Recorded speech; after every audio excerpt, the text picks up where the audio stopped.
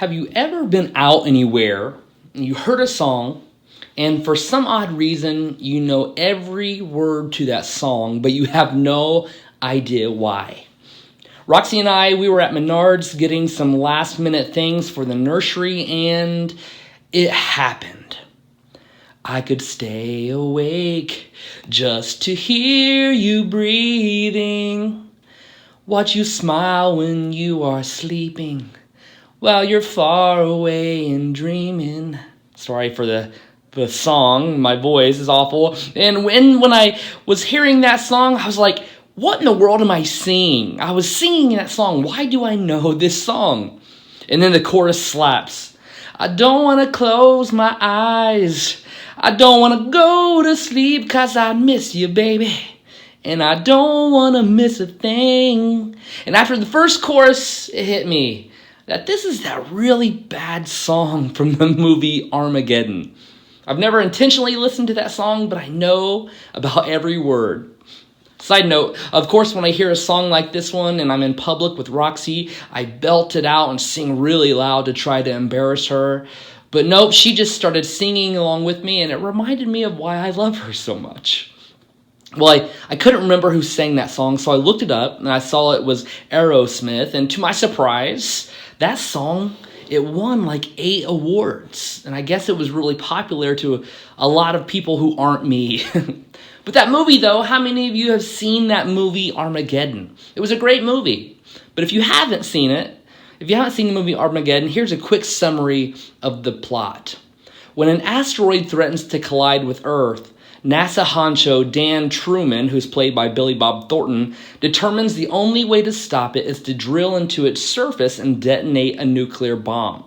This leads him to renowned driller Harry Stamper, who's played by Bruce Willis, who agrees to helm the dangerous space mission, provided he can bring along his own hotshot crew.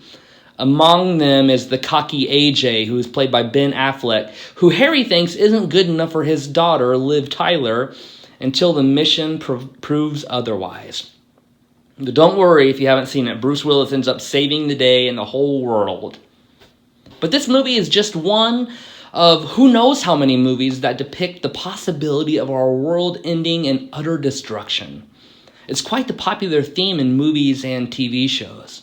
I mean, you have the movies like Armageddon and the movie 2012 that portray the world ending due to some natural event.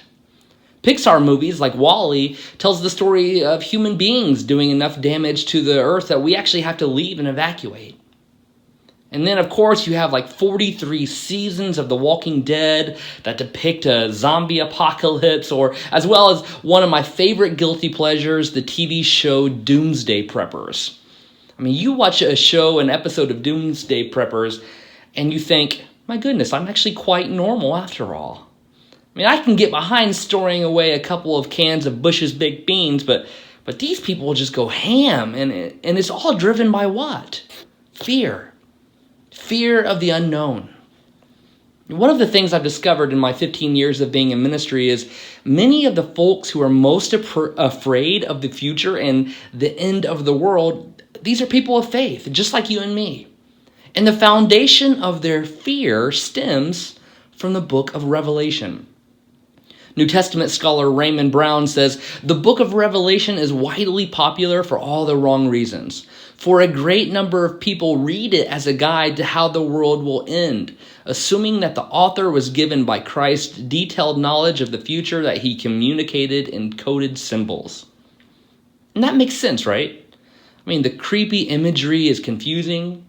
The symbols are a representation of something, but what? What are they? And how do we make sense of Bible passages in Revelation that talk about death and destruction in the, quote, near future, as the biblical author writes? Now, we quickly examined the book of Revelation a few months ago in our Thinking Theologically series, so some of this information may sound familiar, but I'll kind of just give you some quick pointers here. Things that I feel like are beneficial. First and foremost, the book of Revelation is not about the end of the world.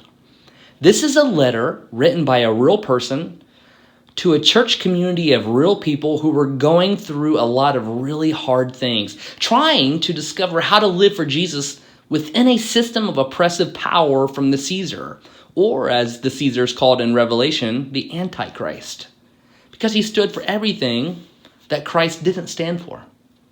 It's a letter written to 7 churches in Asia Minor, and these churches are ruled by the Roman government, who, by the way, is known as the Beast, or is oftentimes called Babylon, or the Whore of Babylon, if you've ever heard that language. As we will see in just a minute when I read the scripture from Revelation, the passage does tell a story about what the, quote, end will look like. But before we read it, remember that it's language about how the world these first century Christians could live in. And we could even look at it from the position of what could our world be like. Secondly, the book of Revelation, it's not about the future. Now imagine with me that you're just going through an incredibly difficult time. And I'm not talking middle-class American problems. I'm talking about real persecution where you might be crucified for not paying your allegiance to the government. So you tell me about your problems, and I write you a letter that talks about bad things that are going to happen in the year 4000. Now, how helpful would that be? Not at all. Because I would write to you and tell you to be strong.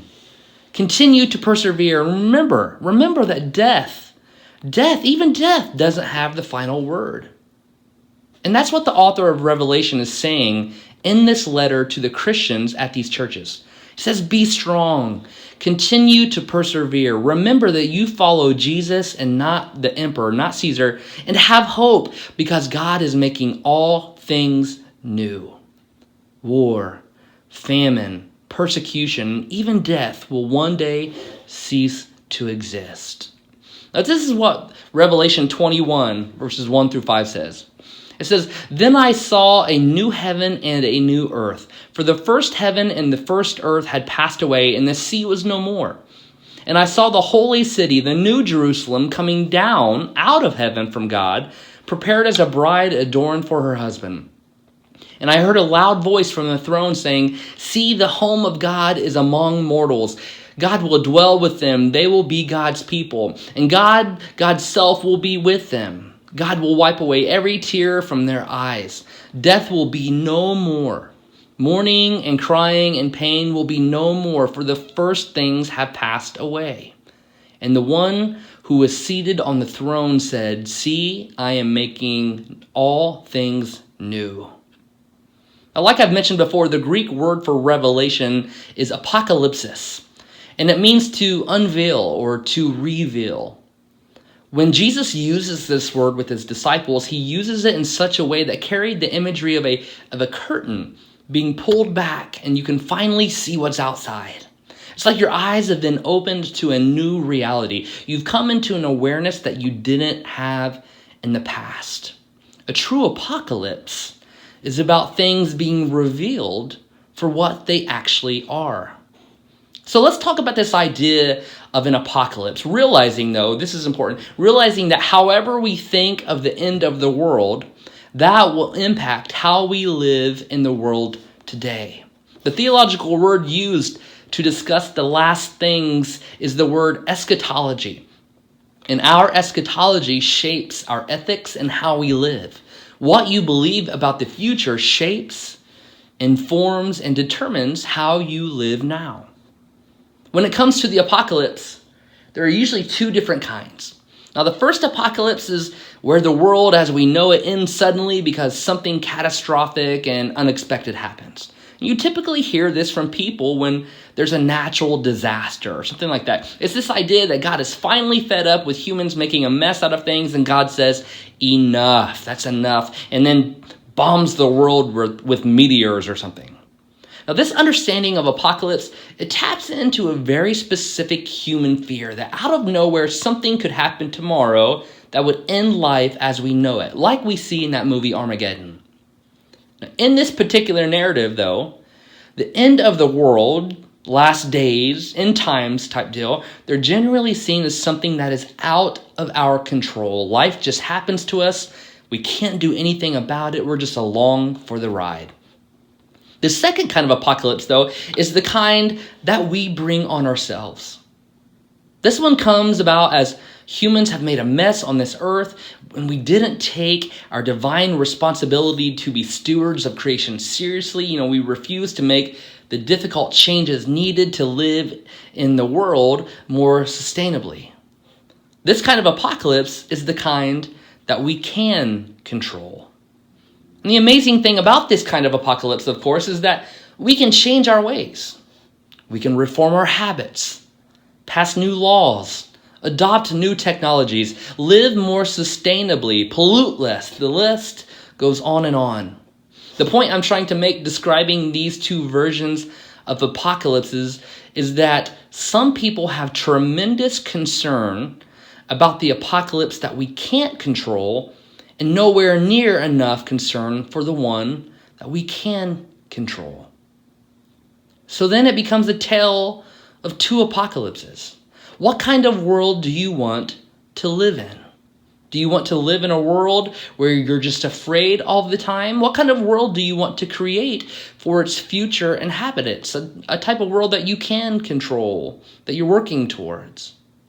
What the author of Revelation is doing, other than encouraging the Christians in these churches, he's reminding the churches that the Bible ends exactly where it begins, on earth.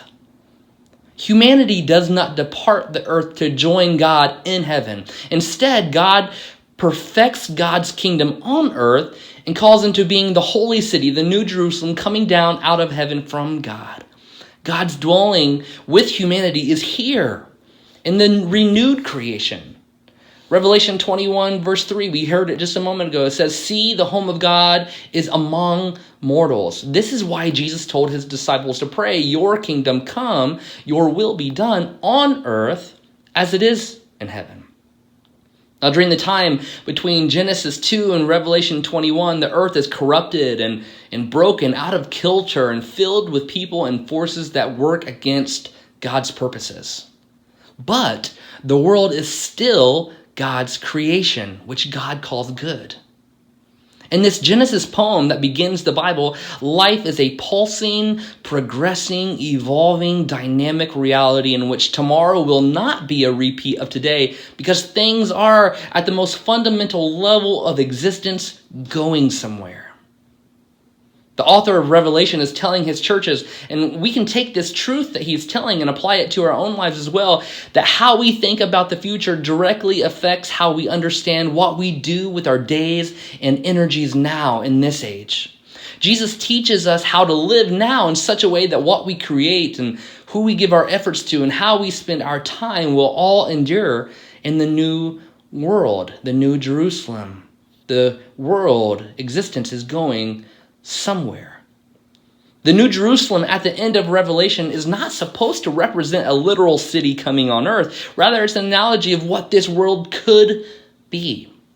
So how do you then make sure that you'll be a part of this new thing God is going to do? How do you best become the kind of person who drags heaven to earth? You participate. Being an active participant and ushering the future into the present. In Revelation 20, the author writes that people will, quote, reign with God. The word reign means to actively participate in the ordering of creation. Where did we hear that before? Genesis 1 and 2.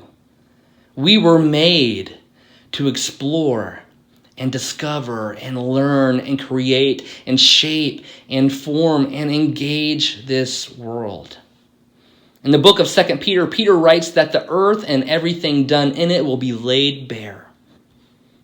When the writers of the Bible wrote about the earth laying bare, it was with the anticipation of everything being made right, put back into place and restored. It was a hopeful, buoyant, joyous expectation that there is still a better future for this world.